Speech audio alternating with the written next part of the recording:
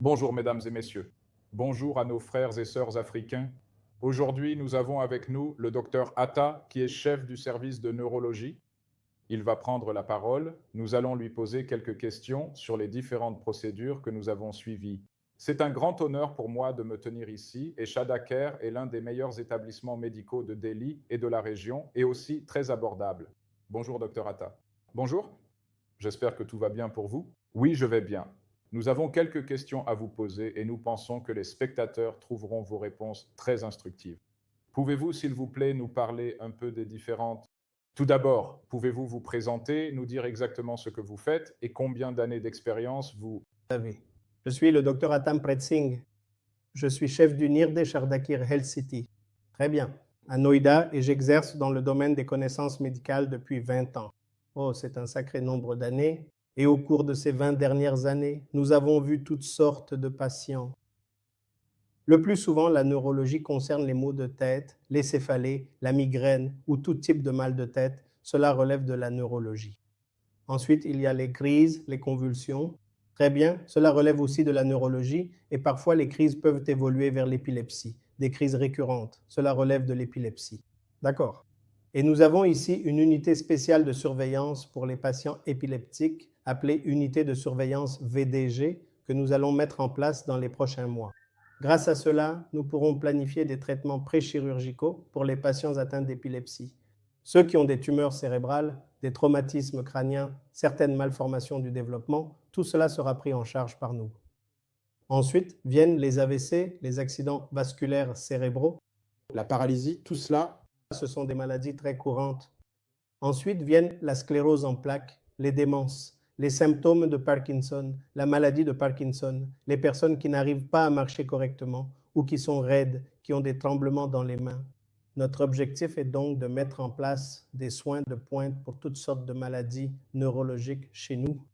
Et au cours des 20 dernières années, j'ai pratiquement pris en charge toute cette variété de maladies et j'espère que nous aurons des soins de pointe dans les prochains mois pour toutes ces pathologies ici dans notre centre.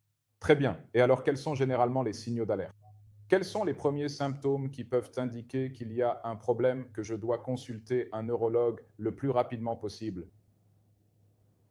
Quelqu'un qui a des maux de tête récurrents, des maux de tête fréquents, Des maux de tête récurrents, 4 à 5 fois par mois, quelqu'un qui a des crises d'épilepsie récurrentes, il doit consulter un neurologue. Quelqu'un qui fait des AVC à répétition doit consulter un neurologue. Quelqu'un qui présente des tremblements, la maladie de Parkinson, vous devez consulter un neurologue. D'accord. Quelqu'un qui a une faiblesse d'un côté du corps, des AVC, donc tout symptôme qui concerne le cerveau, la moelle épinière, les nerfs ou les muscles, ce sera un signal d'alerte. ce serait un signal d'alarme. Tout nouveau symptôme survenant chez quelqu'un. Pour moi aussi. Quelqu'un a un nouveau symptôme en termes de cerveau, c'est-à-dire de conscience, de maux de tête, de crise, d'épilepsie. Très important. Accidents vasculaires cérébraux, paralysie, faiblesse unilatérale, oubli, tremblement, tout cela se produit en neurologie. C'est merveilleux. Donc, si vous avez quelqu'un qui présente tous ces symptômes, vous devriez immédiatement consulter un neurologue. Au moins une visite que vous devez avoir avec un neurologue. Si la maladie n'est pas très grave, il demandera un suivi de routine. D'accord. Si c'est grave, nous demandons un suivi fréquent. D'accord. Quelles sont les méthodes de prévention que vous pensez que les gens devraient suivre afin d'éviter ce genre de... Cela. Essayons de voir les facteurs que vous pouvez modifier. Des facteurs de risque modifiables que vous pouvez changer à votre propre niveau. Ouais. Il y a donc 2 niveaux. Ouais. L'un est modifié, le second est non modifiable. Obtenez-le. C'est tellement modifiable. Ou vos propres habitudes personnelles, fumer, boire. Ce que vous devriez éviter. Correct. Contrôlez votre glycémie, contrôlez votre tension artérielle. Merveilleux. Contrôlez votre apport alimentaire en termes de cholestérol, de graisse frite. Ensuite, si vous pouvez marcher chaque jour sur 4 à 5 km ou faire de l'exercice ou pratiquer un sport à votre niveau, cela vous aidera au niveau du cerveau. Il y a des choses merveilleuses que vous ne pouvez pas changer. Votre âge, votre origine ethnique, certains de ces facteurs sont plus courants. Dans certaines communautés, cela sera fréquent.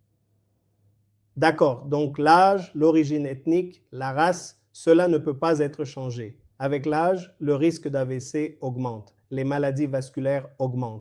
Je l'ai bien, je l'ai. Mais ce que vous pouvez changer, vous devriez le faire. Alors, marchez tous les jours.